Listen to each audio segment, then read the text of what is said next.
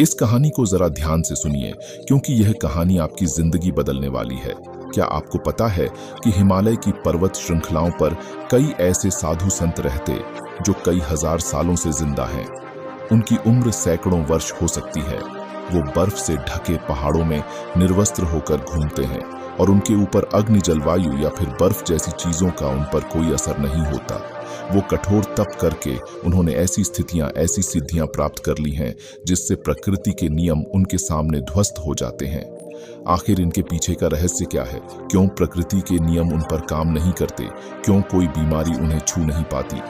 आज की इस कहानी के माध्यम से हम उन योगियों की दिनचर्या, उनके खान पान, उनके योग अभ्यास के बारे में जानेंगे जो किसी को भी लंबी उम्र और निरोगी काया प्रदान कर सकती है। बचपन से ही श्याम सन्यासी प्रवृत्ति का था।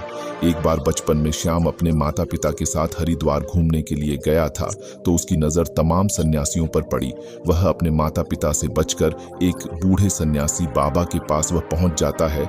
जब उस सन्यासी बाबा ने एक नासमझ बच्चे के हाथ में एक फल देखा तो उसके मन में उस बच्चे के प्रति प्रेम और करुणा भाव पैदा होने लगा। सन्यासी ने श्याम को अपने पास बिठाकर उसे हीर पूरी हलवा खिलाने लगे। श्याम की माँ इस बात से परेशान थी कि कहीं अगर उसके मन में भी साधु बनने की भावना आ गई तो वह क्या करेगी? वह अपने बच्चे के बिना बिल्कुल अकेले हो जाएगी। आसपास के लोगों ने श्याम की माँ को समझाने की बहुत कोशिश की। सन्यासी कोई ऐसे वैसे बाबा नहीं है। वह कई सालों से यहाँ आश्रम चला रहे हैं जो श्याम की माँ अपने बेटे का हाथ पकड़ डककर उसे वहां से ले जा रही थी। तब उस सन्यासी ने बड़े ही प्रेम और करुणा से एक बात कही, जी बहन जी, आपको बच्चा बहुत गुणी है, वही होगा जो लिखा हुआ है। तुम अपने पास भाग्य को कैद नहीं कर सकते। यह बात जितनी जल्दी तुम समझ जाओ उतना अच्छा हो, उतना कम कष्ट तुमको होगा। श्याम की माँ सन्यासी की सब बातों को समझ रही थी।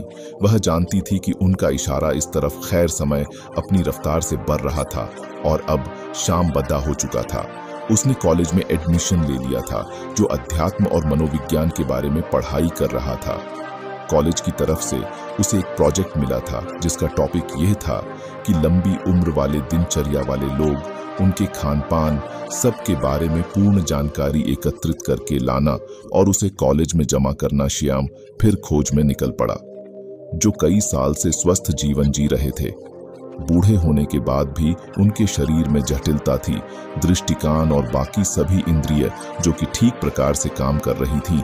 कई सन्यासी तो ऐसे भी मिले थे जो 100 साल को पार कर चुके थे और पूरी तरह से स्वस्थ भी थे। श्याम को अब धीरे धीरे अलग अलग सन्यासियों से मिलने में श्याम को मजा आने लगा, लेकिन उसके भीतर जीवन के उन रहस्यों को जानने की भी बहुत ज्यादा इच्छा थी जिसमें आम लोग कोई रुचि नहीं रखते थे या फिर कोई विश्वास ही नहीं रखता था। श्याम ने सोचा कि यही समय है।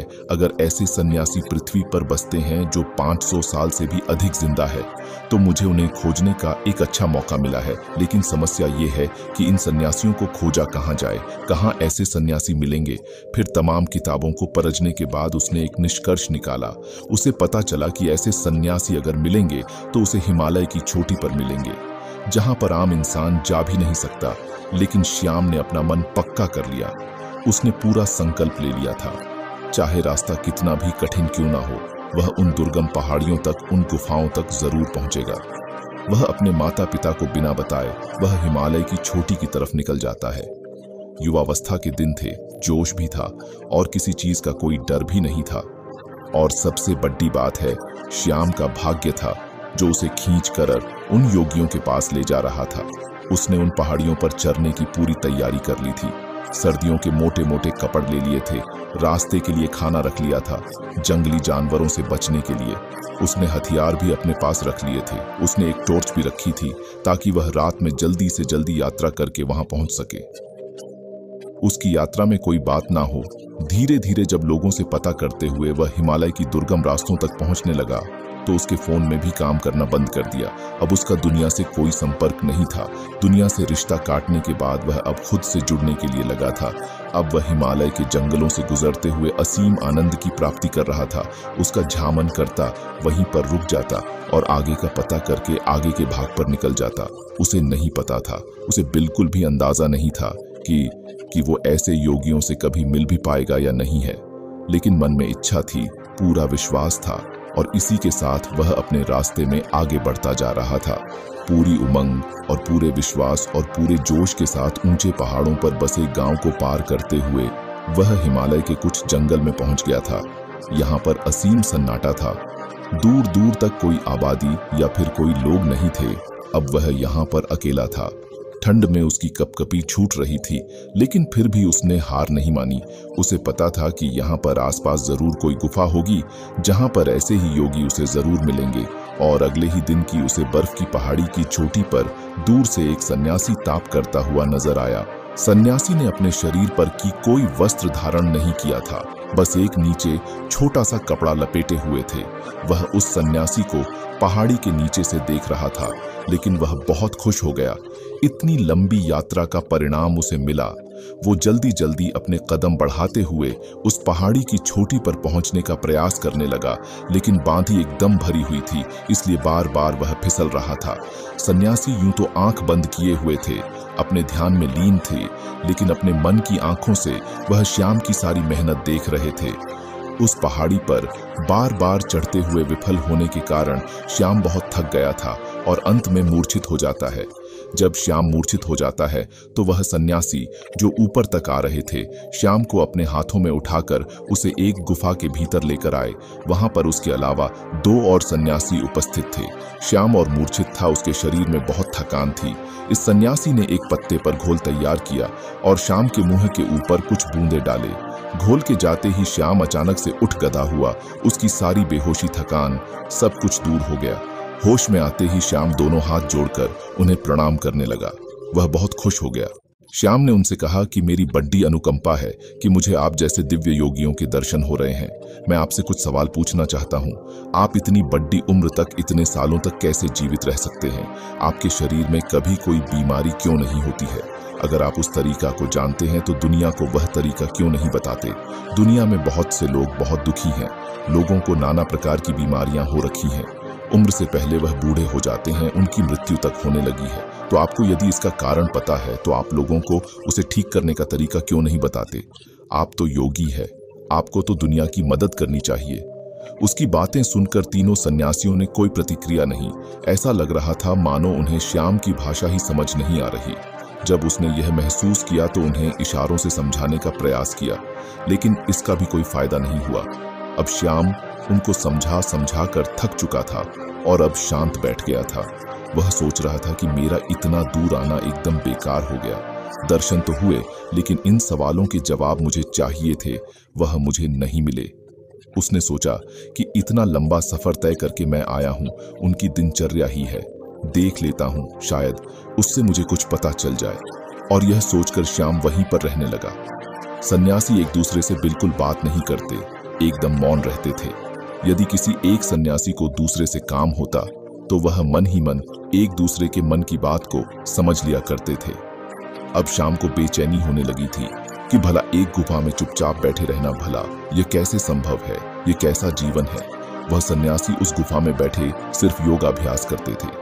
तब करते रहते थे। उनके चेहरे पर, उनकी आंखों में एक गजब का ठहराव था, एक गजब की शांति जो भी उनके मुखमंडल की आभा को, हाव भाव को देख लेंगे, वो आकर्षित हुए बिना रह नहीं सकते। श्याम ने पाया कि सन्यासी खाना बहुत कम खाते थे और जो भी बनाते थे उसे पूरे मन से बनाते थे। और सुबह उठकर, तब सुबह मुहूर्त में उठकर ठंडे पानी से स्नान करना और सर्दियों की धूप में बर्फ पर बैठकर ध्यान साधना करना उनका रोज का काम था। 2 दिन तक उनके अनुसार काम करने के बाद वहां रहकर ऊब चुका था। वह ना तो किसी से बात कर पा रहा था और ना ही अपने मन के ख्यालों को शांत कर पा रहा था। 3 दिन बाद श्याम ने वहां से जाने का निर्णय किया। उसने उन भी सन्यासियों को प्रणाम किया और उन्हें प्रणाम करने के बाद कहा कि शायद मेरा प्रणाम भी आप लोग स्वीकार ना कर रहे हो, जो कि आपको इसका मतलब ही नहीं पता होगा, लेकिन मैं आपसे मिलकर धन्य हो गया और मैं अब आपसे विदा लेना चाहता हूँ। और यह कहकर अपने चेहरे पर मुस्कान लिए वह योगियों के पैर छूकर जैसे ही चलने को तैयार हुआ, तभी उसके कानों में बूढ़े सन्यासी की आवाज सुनाई दी। बूढ़े सन्यासी ने कहा कि अपने सवालों का जवाब तो सुनते जाओ। यह सुनकर श्याम बहुत हैरान हुआ। वह कुछ बोलना चाह ही रहा था, तभी साधु ने कहा कि सबको अपने मन के सभी सवालों के जवाब चाहिए, लेकिन सभी सवालों का जवाब मौन में छिपा हुआ है। तुमने मौन रहकर बिना किसी सवाल किए हमारी दिनचर्या को देखा और समझा।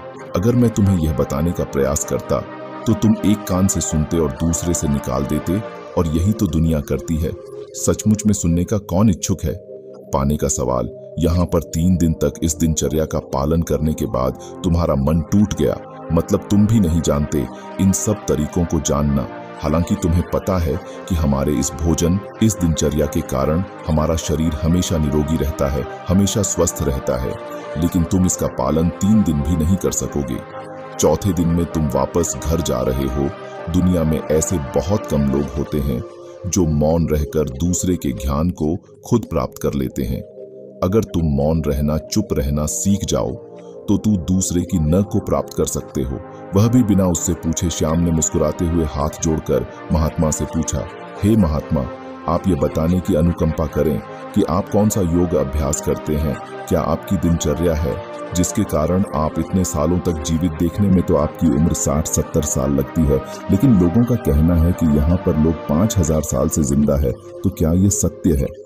सन्यासी ने मुस्कुराते हुए नादान और भोले श्याम के सिर पर हाथ फेरा और फिर श्याम को सबसे पहला तरीका बताया।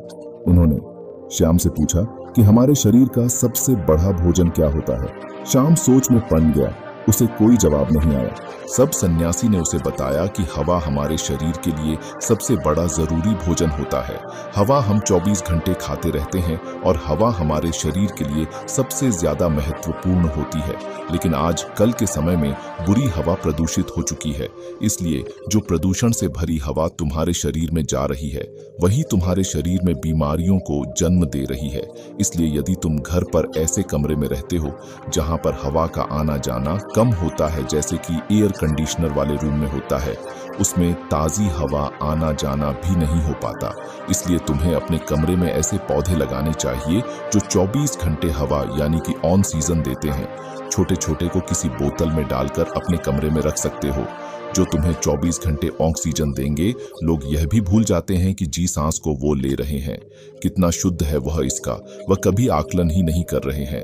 यदि वह लोग तो कभी सोच पाए तो शायद प्रदूषण से मुक्त दुनिया हो पाए, हमारी पृथ्वी स्वर्ग हो सकती है। दूसरा जरूरी बात होता है खान पान। अधिकतर लोग ज्यादातर समय खाते रहते हैं, लेकिन हमारा शरीर भी एक यंत्र होता है और यंत्र को भी काम करने के लिए आराम चाहिए होता है। इसलिए हर समय खाते ही नहीं रहना चाहिए, कभी भी पूरा पेट भरकर नहीं खाना चाहिए। हमेशा अपने पेट में एक रोटी की जगह छोड़ देनी चाहिए ताकि तुम्हारा पेट हल्का रह सके, थोड़ा खाली रह सके और सांस लेने में भी कोई परेशानी ना हो। तीसरा तरीका होता है हमारी दिनचर्या। सही तरह की दिनचर्या में तुम्हारा योग अभ्यास, शारीरिक व्यायाम, प्राणायाम। अगर तुम दिनचर्या के रूप में यह कर रहे हो तो तुम्हारे शरीर कभी कोई बीमारी आ ही नहीं सकती। लेकिन हम सिर्फ बहाने ढूंढते हैं, हम कुछ करना नहीं चाहते। सब कुछ हमें बैठे बैठे चाहिए और शरीर को जितना आराम दोगे वह उतना ही खराब होगा, बेकार होता जाएगा। इसलिए शरीर से हमेशा काम लेते रहो, उसमें एक आलस पैदा मत होने। दिनचर्या, हवा और खान पान, इन तीनों को तुम दुनिया में रहते हुए कैसे सुधार सकते हो, इस पर विचार करना। तभी तुम्हारा जीवन बदलेगा, तभी तुम्हें दूसरे लोगों को भी जागरूक कर पाओगे। लेकिन तुम्हारी बात सुनेगा कौन? कौन बाजार के स्वादिष्ट व्यंजनों को छोड़कर प्रकृति से मिलने वाले फल, सब्जियां या पत्ते खाने का कौन इच्छुक होगा? लोग तो वही खाना चाहते हैं जो उनको स्वाद देता है। देखने में भी वही देखना चाहते हैं जो उनकी आंखों को अच्छा लगता है, और इसलिए उनकी इंद्रियां वासनाओं की गुलाम हो जाती है और धीरे धीरे वही हमारे दुख का कारण बनती चली जाती है। इसलिए तुम मन्नत से बचने का प्रयास मत करो, बल्कि उस काम को पूरी मन से करने का अभ्यास करो। तब तुम्हारी इंद्रियां आजाद हो जाएंगी और उसके बाद तुम्हारा मन भी एकदम खाली हो जाएगा, वह भी आजाद हो जाएगा। फिर उसके अंदर भी वह भावना होगी जिसे हम समाधि कहते हैं, जो आनंद की चरम सीमा होती है। और यह कहकर श्याम के सिर पर हाथ रखा, उसे आशीर्वाद देते हुए वह उसे वहां से भेज देते हैं। बाकी अगर यह कहानी आपको अच्छी लगी हो तो इस वीडियो को लाइक करें और ऐसी और कहानी सुनने के लिए माइंडफुल बुधा चैनल को सब्सक्राइब करें। तब तक मिलते हैं हम आपसे ऐसी ही एक और प्रेरणादायक कहानी के साथ अगले दिन। धन्यवाद।